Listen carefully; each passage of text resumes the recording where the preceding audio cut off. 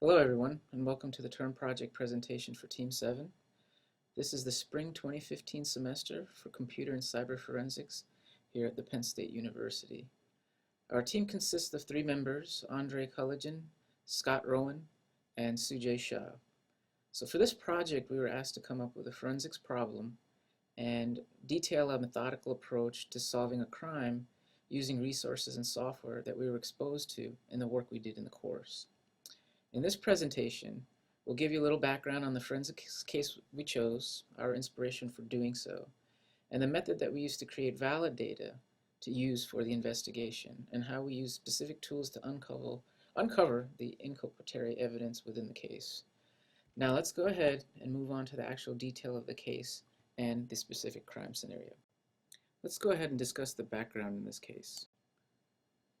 So we decided to choose a very traditional case where this is a mysterious murder that occurred in 2002 in Fayetteville, North Carolina.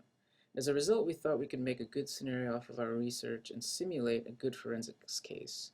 Therefore, we figured, here's the deal: an Air Force captain's wife is having an affair with a secret lover without the knowledge of the spouse. However, due to the nature of the relationship, the lover and wife decide they need to find some means to eliminate the husband in order for them to truly be together.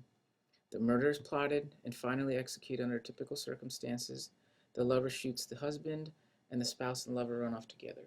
The authorities investigate the scene and are able to confiscate computer data that will be used in this project.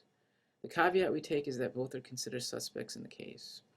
Of course, we have this given scenario, but the most important aspect in this case is to retrieve the email traffic between the two that would account for the situation and prove to prosecutors that something was premeditated and conspired. So we decided to create digital evidence in the scenario as the purpose of this project. Our main assumption was the act of collecting digital evidence would not result in any alteration of the data in question. Since the suspect's computer have been seized and are in the possession of the forensic examiner, the examination will take the static approach, where the original disk will be imaged and processed.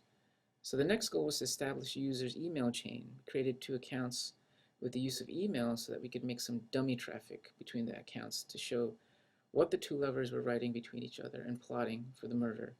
Of course, this is what we expect to be prime information to reveal the plans of the plot the 2 lovers had.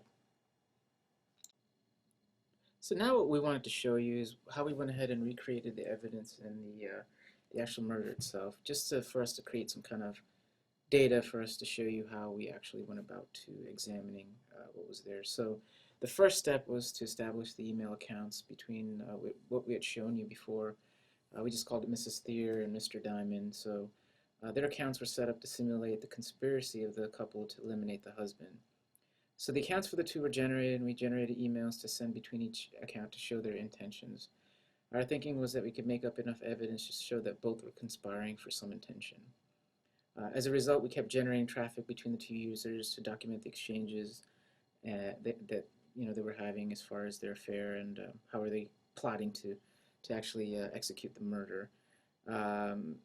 So of course we made up enough traffic to count for our scenario we discussed for the project so that we could show the use of forensics tools to actually extrapolate the data that we wanted.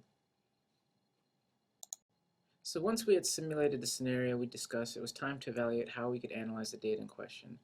There were several tools that we thought experimented with, and we found that the best option was the use of autopsy, which is a cyber forensic tool to extrapolate information from email. And as we learned in the course, we knew it was a great resource to examine this information as a forensic investigator, and we can use that to determine crucial information within the case. Autopsy, of course, was determined to be the best tool, like we had just mentioned, and if the information that could lead to a conviction or find solid evidence, so that was our final goal. The assumption here was that people involved in murder had enough message traffic to divulge their intent. Just to give you some background on autopsy, the software is used quite readily in the forensic investigative industry and especially law enforcement. And the tool allows analysts to investigate both Windows and Unix file systems, and there are several analysis modes which we'll show you upcoming here that are beneficial to those who examine those operating systems. Since the individuals involved decided to delete the information on their computers after the incident, Investigators, meaning us, had to do our due diligence to get files we need to start our case. Additionally, one thing to keep in mind is that the email evidence is not always primary evidence, but the case is heard these days in court, the information can be considered extremely critical. We bundle the information in email format that we can exploit, which is mbox. This is the file extension that Gmail produces for given emails. As an image of the email export has been saved to our evidence folder, and the NB check5sum has been verified to ensure that we have the right info. So next we will try to follow along and show how the information is actually analyzed. So next we create a case in autopsy and browse the mbox file in our evidence folder. On the next screen we choose all the ingest modules for the piece of evidence. Then we initiate the exploitation of the file by clicking through the autopsy wizard. Once the program is finished with the operation, we search for the evidence in the left side column. We find that the email traffic between Mrs. Thier and Mr. Diamond sift through to find the incriminating evidence. Clicking on the individual emails and reading contents in the bottom of the half screen, we determine whether the two conspired to kill Mr. Thier. Next, we select to view the individual email to better see the progression of the conversation. We can see that the email traffic began on July 12th and ended on July 25th from the date received column in the top right section of the screen. We tag each relevant email and record comments for later use. Based on what we have discussed here, we can see the effectiveness of using forensic software tools such as autopsy. With the way computer technology has changed these days, there are many options on the market to collect significant digital data and evidence that can create a worthy case in court, especially used by law enforcement. As you saw in this scenario, two people had decided to plot a conspiracy and a murder without knowing that the information that they had exchanged could be tracked regardless of deletion from their computer devices. So the market, as far as these type of tools, has changed so much that these factors were not considered in the past. Bottom line, deleted data can be recovered.